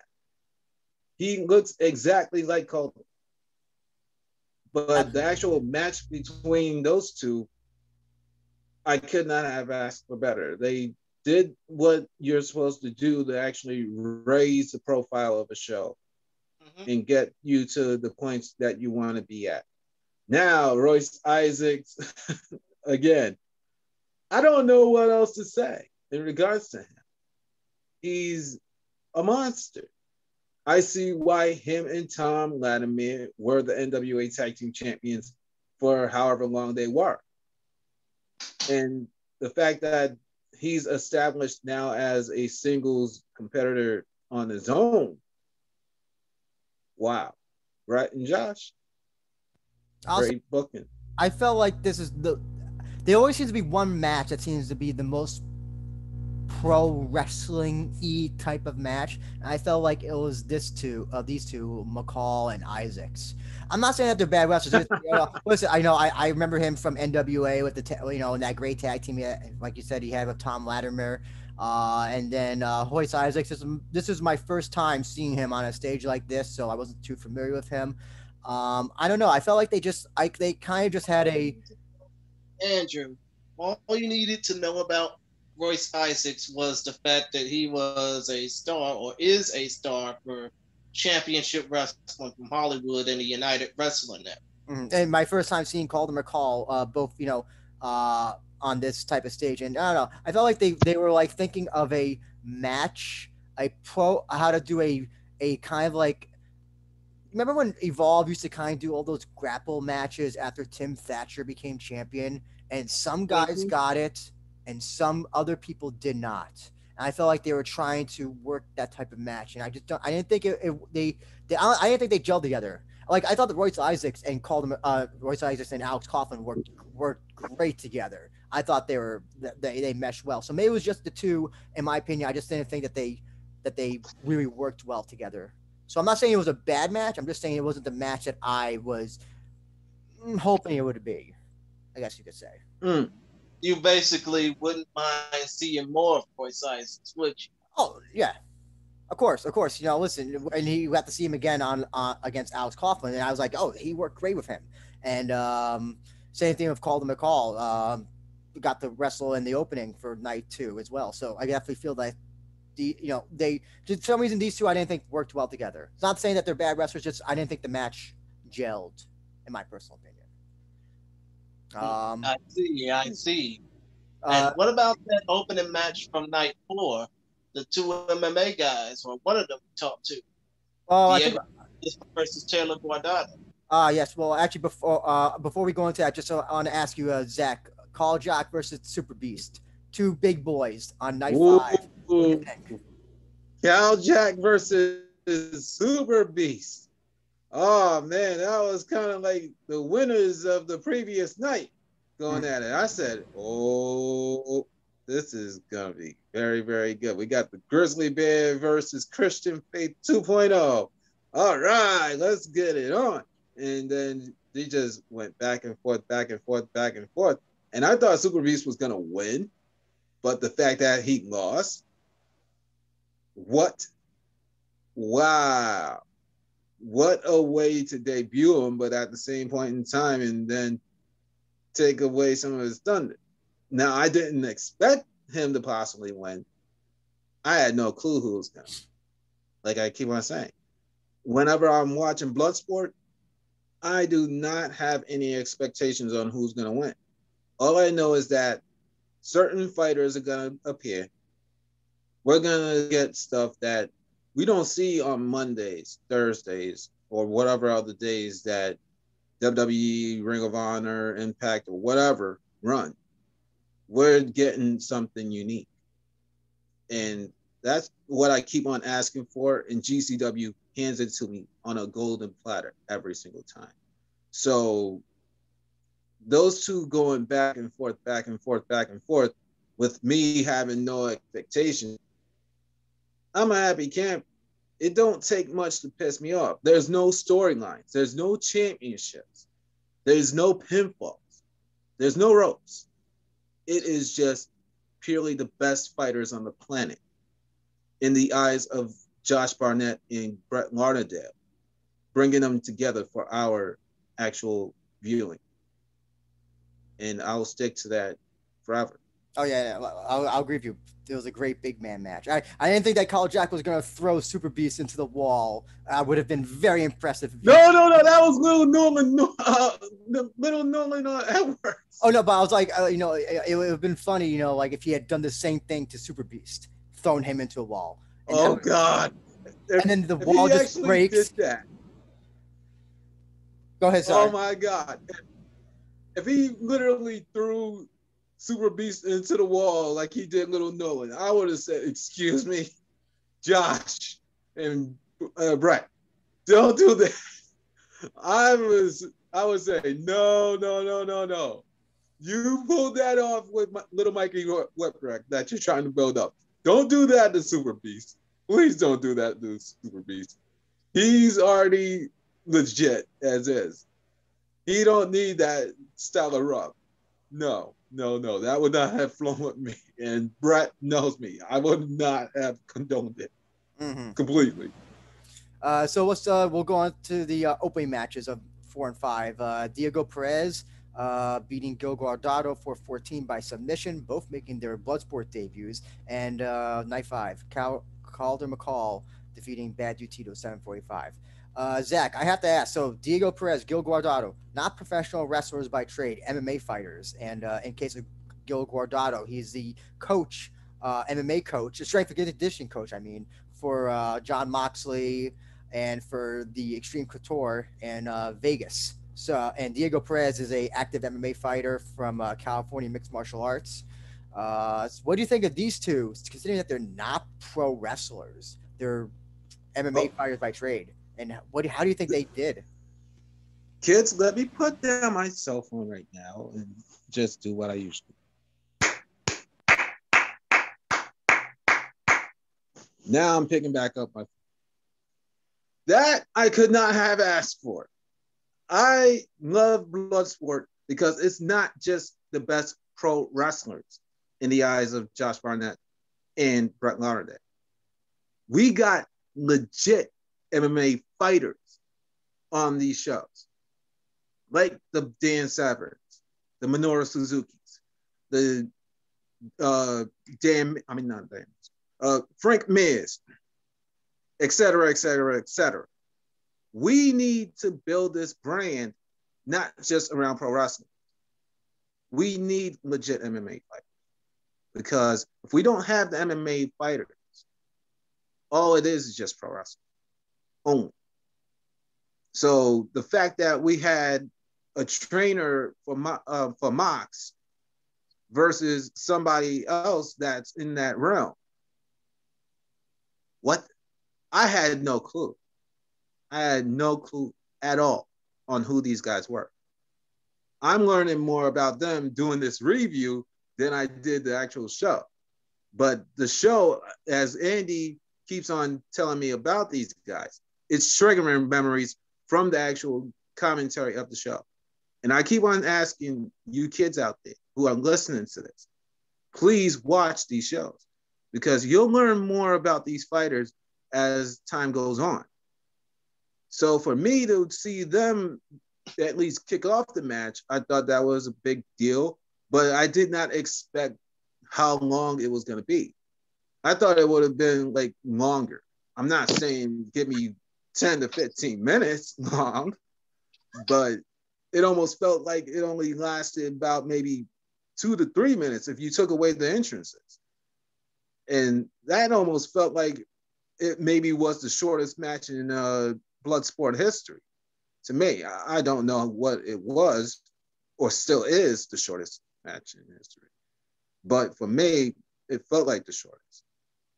But you had to actually get through the rest of the card. And I'm not questioning the decision on whoever lost for whatever reason. Now, as far as the other match is concerned, but in a way, it was sweet and to the point. There you go. My point exactly. Okay, so Calder McCall kicking off the other one. Whew. What can I say? What can I say about Tommy and 2.0? He just is a great fighter. He's being built up, just like anybody else. Regardless of who wins or loses, they're all winners in my point of view. Because they are all building this thing that's only like combined 3 years now, or soon to be 3.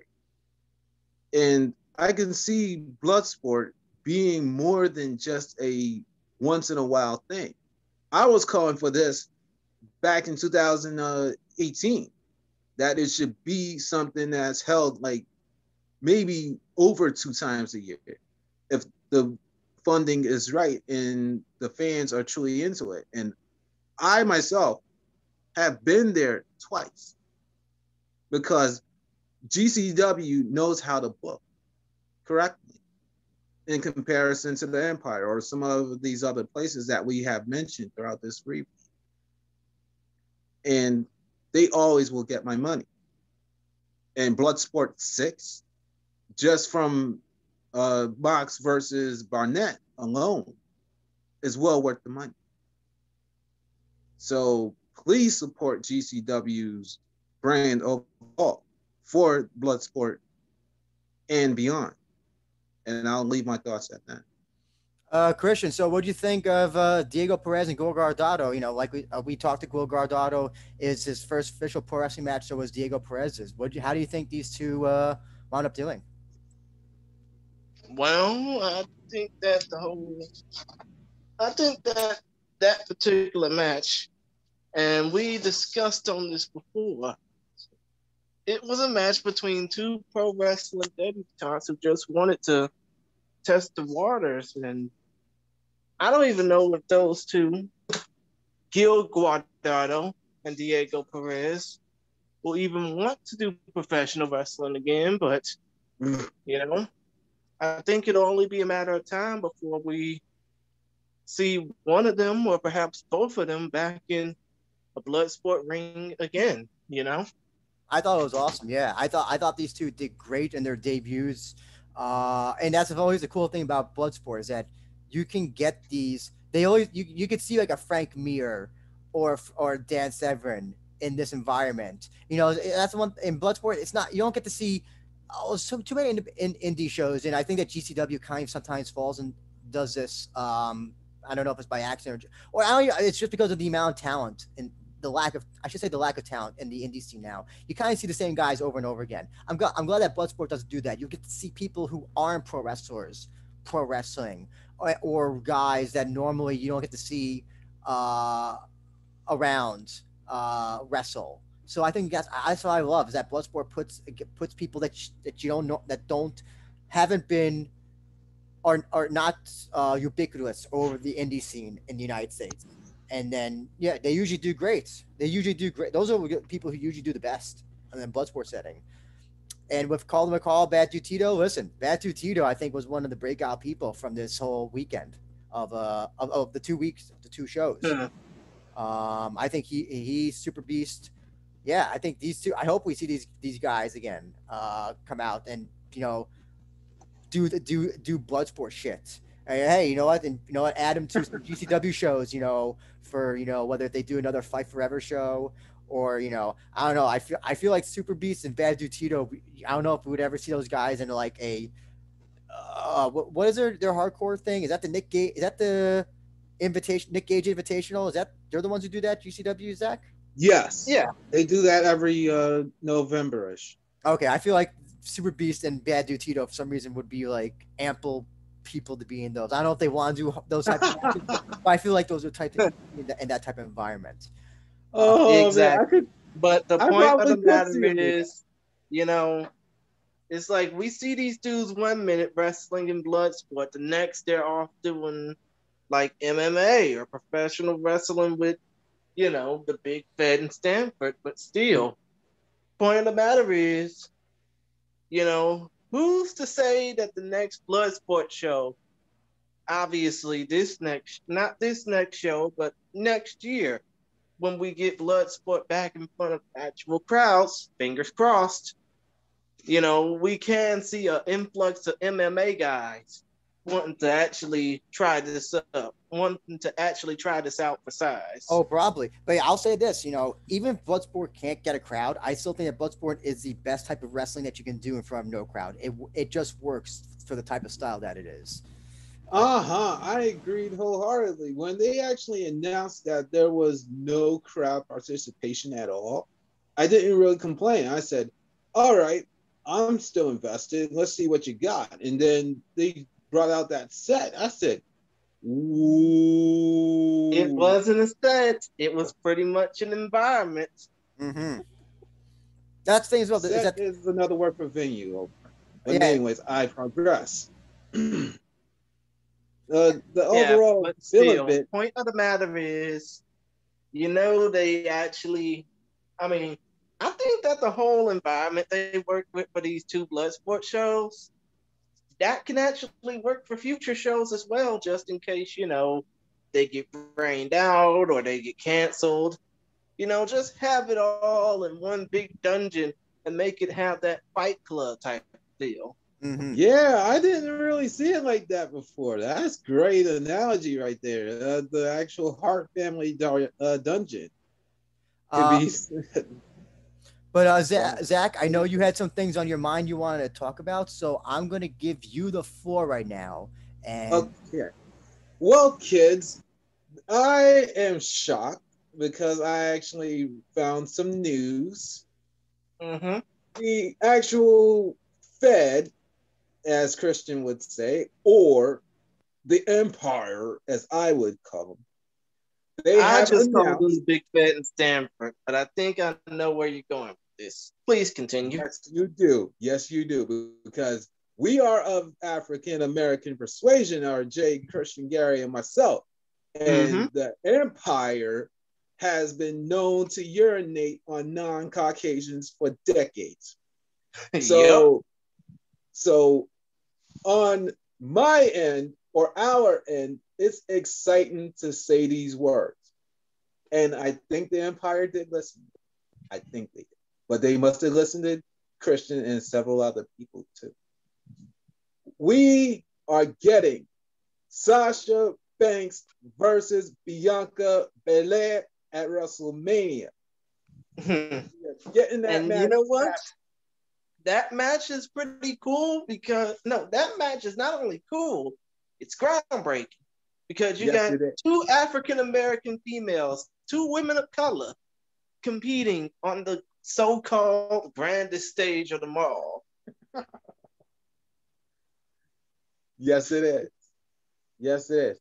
And kids, we non-Caucasians don't get the rub quite so much. And no disrespect to Andy, no disrespect to Caucasians overall, but WWE, they have painted their main event scene mainly as Caucasians only, especially when it comes to world title pictures. Now, or main events. Yes, main events especially. And I've advocated for this since January 31st that Bianca Belair should face Sasha Banks for everything that they have done to the non-Caucasians wholly, especially the African Americans. Now, it's in WWE's court that they make this match a main event. Not only a main event of one night, but now they should make it the main event of WrestleMania, the final match for everything that they've done to the non-Caucasians for decades. You want to actually talk about inclusion. You want to talk about equality. You want to talk about how you're not racist, how you're not favoritist, how you're not sexist. Give us Bianca Belair versus Sasha Banks. Night 2 main event. We're not begging for it. We're demanding it.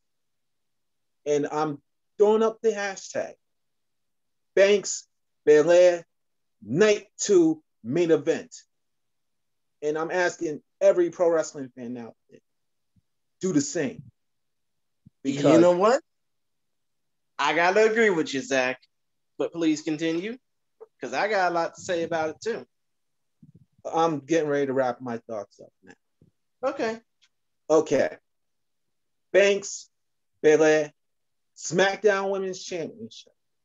Night 2, main event of WrestleMania.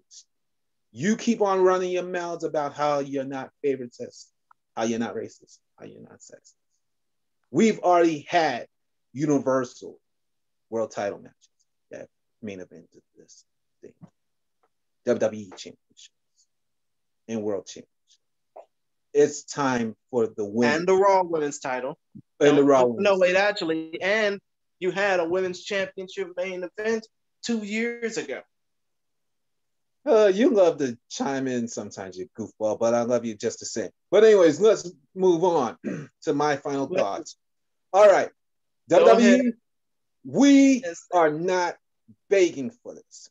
We are telling you, make the match the main event of WrestleMania. Because bottom line is, you're going to stop disrespecting the non-Caucasians. You fucked over the Japanese in 2018. You're not going to do it again to the blacks. That's the bottom line. Exactly. And in a way, and now here's where I chime in.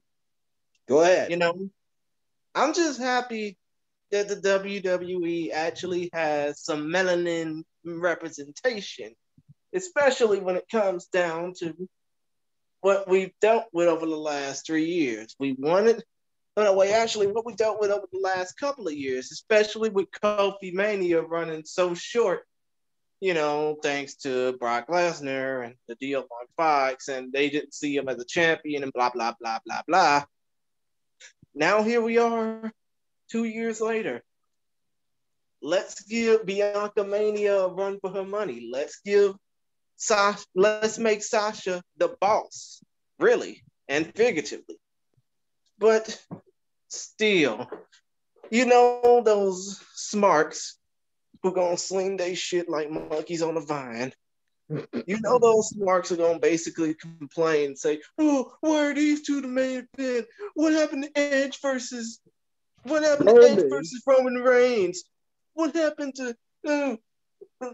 I mean, they're basically gonna complain regardless, because again, we can never have nice things. But still, I'm all for Bianca Belair versus Sasha Banks being the main event of WrestleMania. I am, believe me on that. But still, I just hope that when it comes down to that Bianca Belair Sasha Banks match, whether it's the main event of night 1 or the full main event of night 2, I just hope it leaves people talking. Because, there was obviously an opportunity for Kofi Kingston 2 years ago to make his WrestleMania dreams come true, albeit at the expense of one of my favorite wrestlers of all time, Bryan Danielson, aka Daniel Bryan. Why can't we just let this thing, Sasha Banks versus Bianca Belair, why can't we just let this be a talking point for, professional wrestling, for the black and brown community? Like how it was for Kofi Kingston in 2019. Let's let this match be, the sequel to what Kofi Mania would have been had he kept that title, that WWE title around his waist. Let's make this the starting point for black professional wrestling fans and people of color professional wrestling fans to actually see what Black Girl Magic is all about. Let's make this feel just as important as, I'm throwing a tennis term around, as Naomi Osaka versus Serena Williams was late last year, or actually 2 years ago. Let's make this match important. How about you just have a stipulation where it's basically an Iron Woman match? Woo! Ooh! Oh God, that would be something to behold. Like 1 whole hour or half hour for those two to go at it. That would be definitely worth the main event. Definitely. Yeah, it would definitely be worth the main event. It'd be worth, watching it. And in the case of being there in Tampa, it'd be worth the price of admission alone. But I'm just saying, it's unfortunate that the smarts will probably, spew shit one end and just yap about another, saying that these women don't deserve a chance, when Bianca's been there for 3-4 years now. Sasha Banks been there for about 6.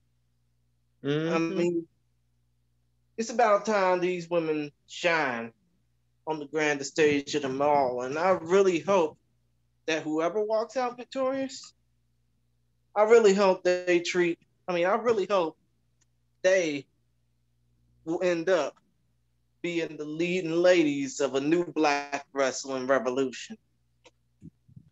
So I'll And not only, I'll say this simply.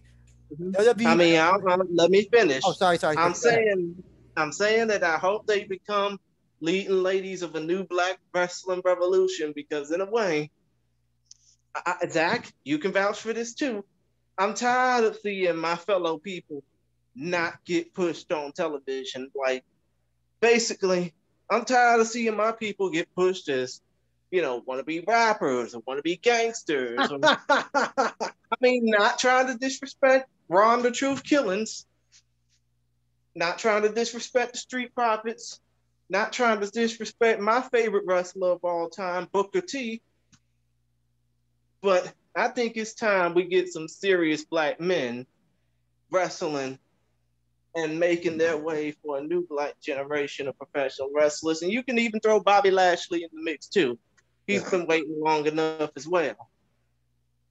But it's about time that regardless of what happens at WrestleMania on April 7th and 8th, no, regardless of what happens at WrestleMania on April 10th and 11th, actually, because Easter is the weekend before. mm-hmm. But still, regardless of what happens at WrestleMania, I really hope that the results will lead to a new black revolution of professional wrestling.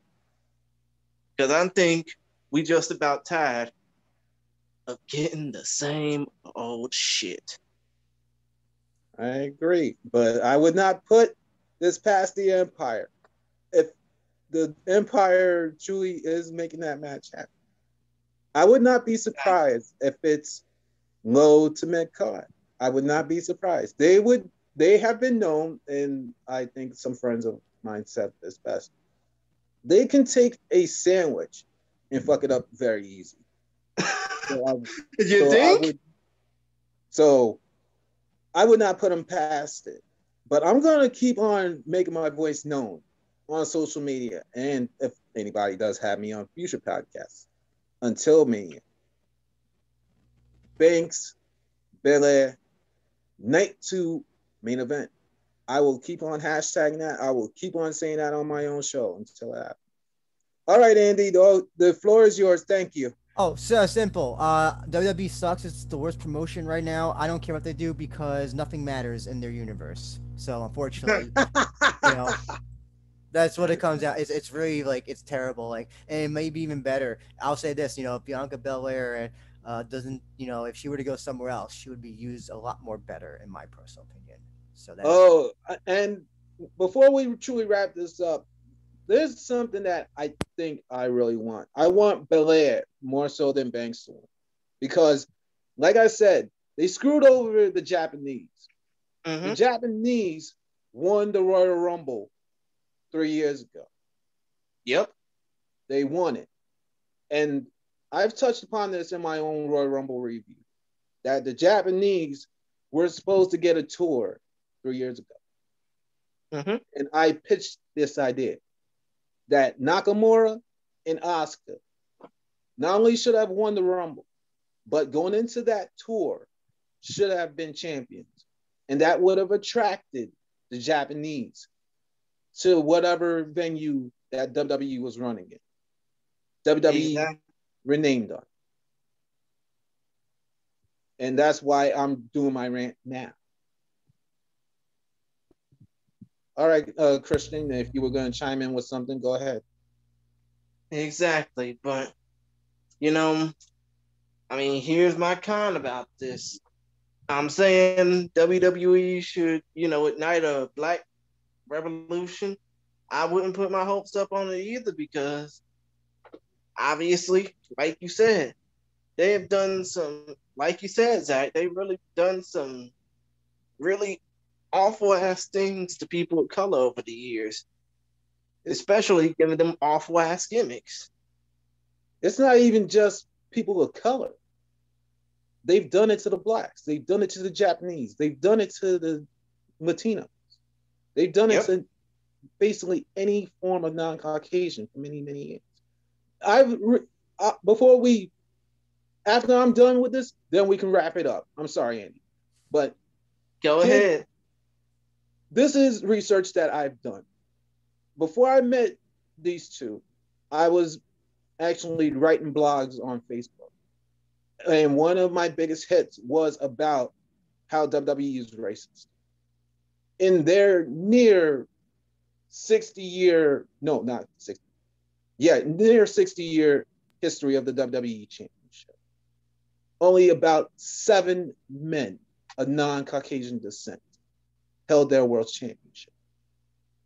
They omitted one who won the championship, but they continued Bob Backlund's reign.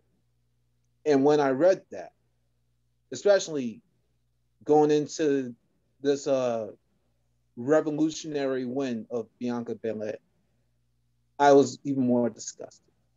They omitted WWE Hall of Famer and New Japan founder Antonio Inoki.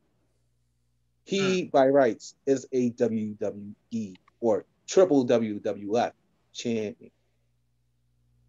And that disgusted me. That's why I don't praise WWE. But thank you, Christian. Exactly.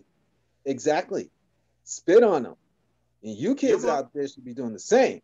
But I'm not telling people completely what to do. If they are faithful to WWE, they are faithful to the team. And I respect that. And I'm not shitting on the Caucasian because people like Andy have supported the likes of myself and Christian for years. Mm-hmm. And some of my biggest influence, especially a woman from Mississippi, is Caucasian. And I want to be like her. I aspire to be. But WWE, one more time, you will give us Banks and Belair Night 2 to make up or start making up for what you've done to the non-Caucasians. And from that point forward, you will respect us all as a general race. That's it. Amen, brother. Amen. And with that being said, we are officially out this mug. And I hate to interrupt you, Andrew, even though it's kind of my thing, but hey, it's our thing, really. This whole show was pretty much a joint production. So, Shiloh, Zach Shiloh, since you're the single man and since you're the single man in this operation, why don't you close things out first? All right, so kids, you know my rap by now. If you are truly listening to BLA, there's one goal, one aim, one road, one focus. Even if that's me going on a rant, it's out of love. I love pro wrestling, just like I love these two guys. All I want is there to be true equality in a sport that was really a dramatized production. I would say time to get. But overall, we are all human beings. Yep. And that's what I want going forward. It's not just about the Caucasians. It's about the Blacks. It's about the Latinos. It's about the whatever E's. WWE, you are the number one promotion in this industry. Give GCW, New Japan, every other promotion that's been born athlete respect by way of true equality. I am Zachary Shiloh. I am Black Lion 130. You can follow me on Facebook, Instagram, and Twitter under those two names. I am a best-selling author, by the way, of a book called They Are Magic. It is available on Amazon for 99 cents if you buy the Kindle version, All proceeds go to St. Jude's Children's Hospital. By you buying that, you're helping kids battle life-threatening illnesses. So I'm asking you, please buy our book.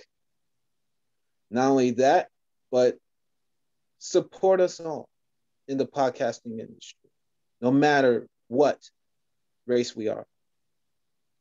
Please, we're asking for your help to make a world a better place. With that said, I turn it over to the We Are Rising podcast. And Andrew Benjamin, you go ahead and finish off on your end. Sure. If you want to follow the We Are Rising podcast on social media, we are at We Are Rising Pod. We're on SoundCloud, Stitcher, Podbeans, and YouTube, and Stitcher. I think I mentioned that as well.